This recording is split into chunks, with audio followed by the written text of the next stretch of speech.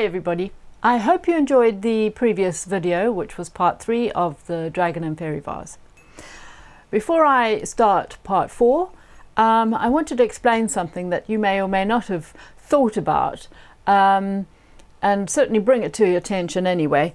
It's what I call the fourth dimension.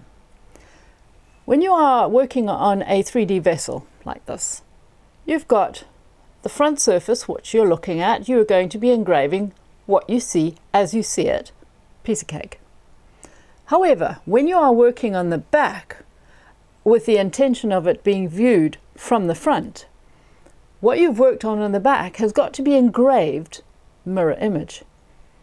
Unless, of course, you are working on the inside of the glass, which I am not in this case.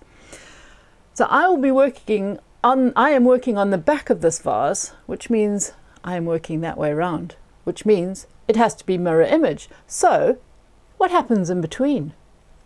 It's like a bit of lost land, lost space, the fourth dimension. There you go. It's a very strange phenomenon, but it's the wonders of engraved glass. As someone once said a long time ago, I think it was Jonathan Matcham in his book, glass engraving is the most alluring and baffling medium, and I totally agree. But it's wonderful.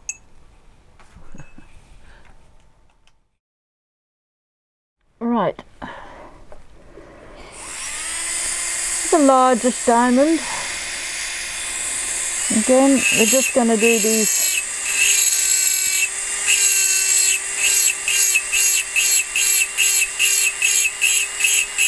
rippled bits underneath the arm.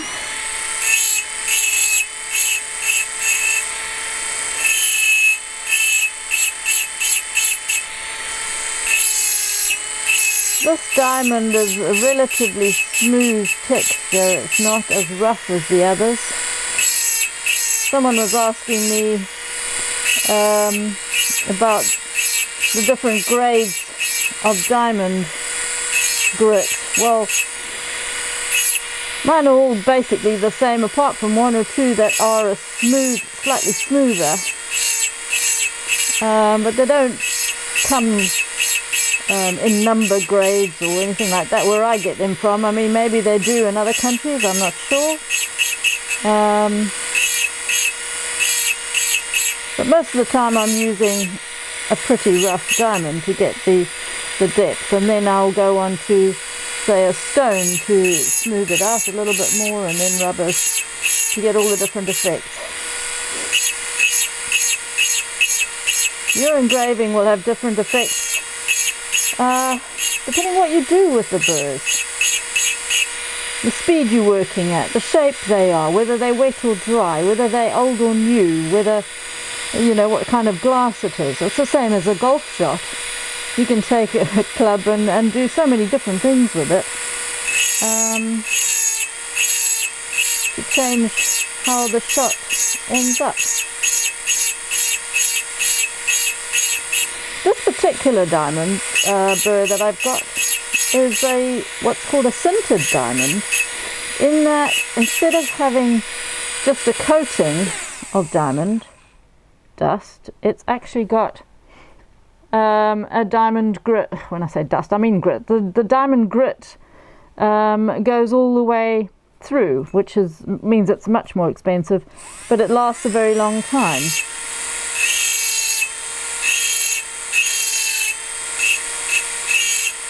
Whereas the normal burrs are only a coating.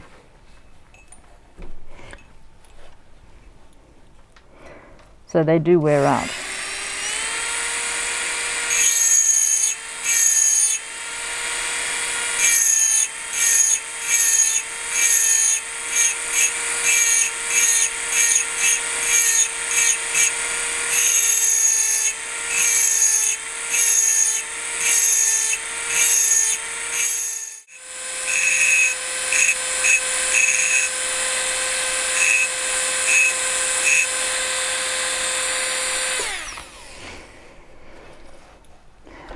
Right, okay.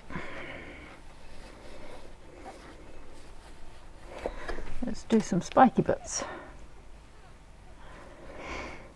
Now, one of the tips with glass engraving is that you use the largest burr not available, but that will fit within the space, so that you are not faffing around, for example, trying to fill in a large area with a teeny tiny little burr, and unless you want lots of little hairy effects, which in this particular case I don't. Right, what am I looking for? If you were to see me choosing my burrs, you'd notice that every time I pick one up, I run it across my finger. And I've been doing that for 36 years. Automatically. I've never noticed until one of my students pointed it out. Because I can tell straight away what state my burr is in, how old it is, what, sort of how rough it is, basically. I hope you can see this.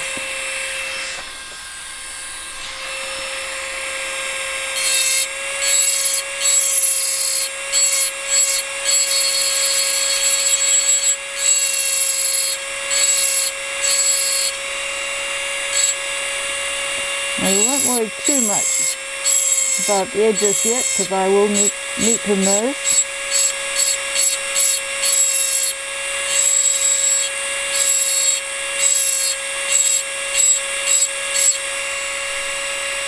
And certainly you don't want to worry about the points just yet, because I will use a smaller burr for that.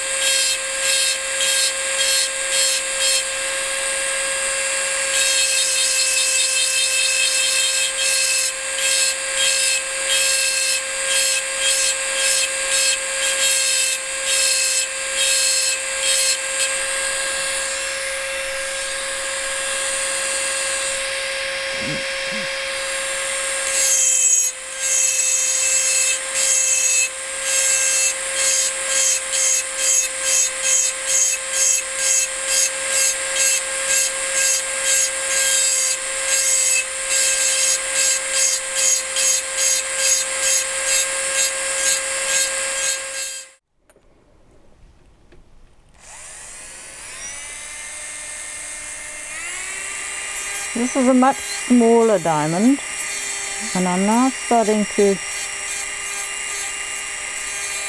just neaten the edges and just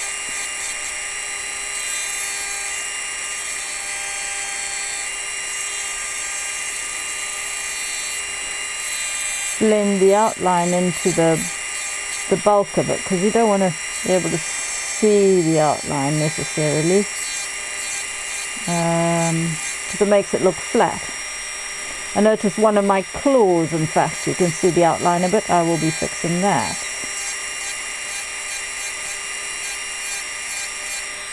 But that neatens that up a little bit.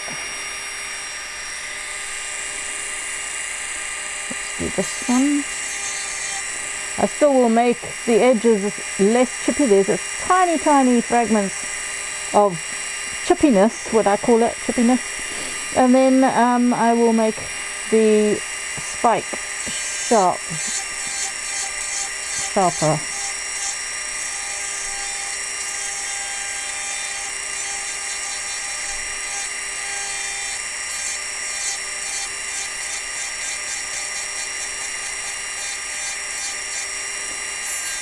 Often engraved glass is a story of blending.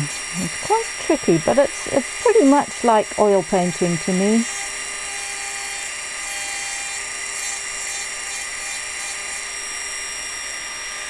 But the light means that you can see any ridges. You can see the shape of what's going on, even though it may be all white, but the light will show you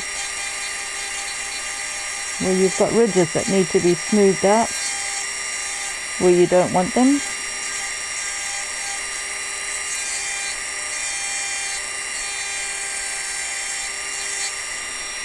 Right.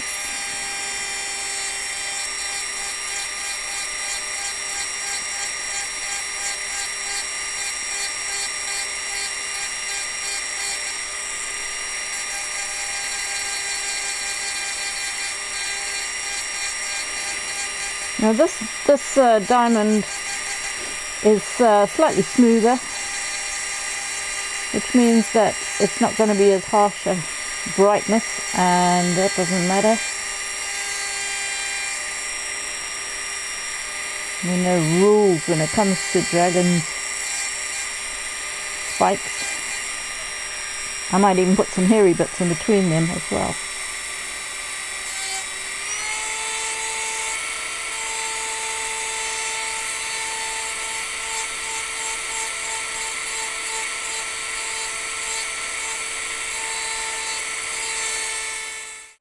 Right, I've got a little greeny, bluey, round stone. They're often different colours depending where you get them from, but it's not a harsh roughness, they're quite smooth. And I'm just taking it over very, very lightly. And if I see some little chips on the edges, I'm just taking those out ever so slightly. Does make a difference. You don't want to see little chips. And if it's me picking up an engraved glass to inspect it, whether it's mine or someone else's, that's the first thing I'll look for.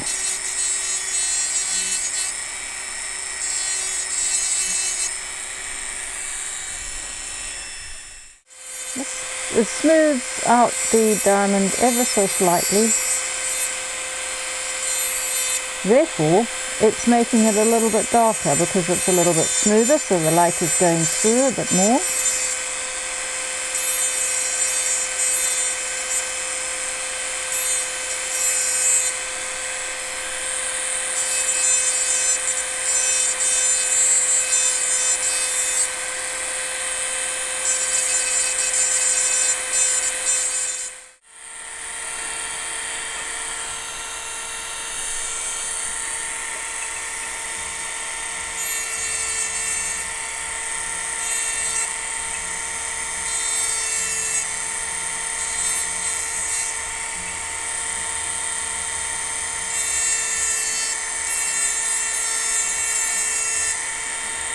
Ever so lightly.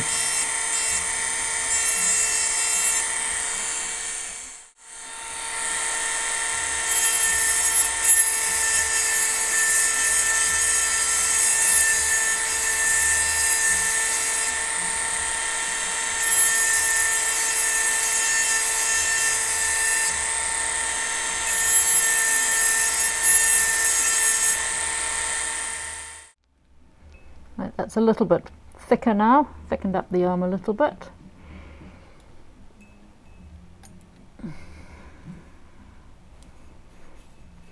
Do much more shading, do a few more. As I say, I might put some little wiry spindly bits between the spikes. You know, as I say, we can make it up as we go along. This is not a study of an animal, this is a fantasy cartoon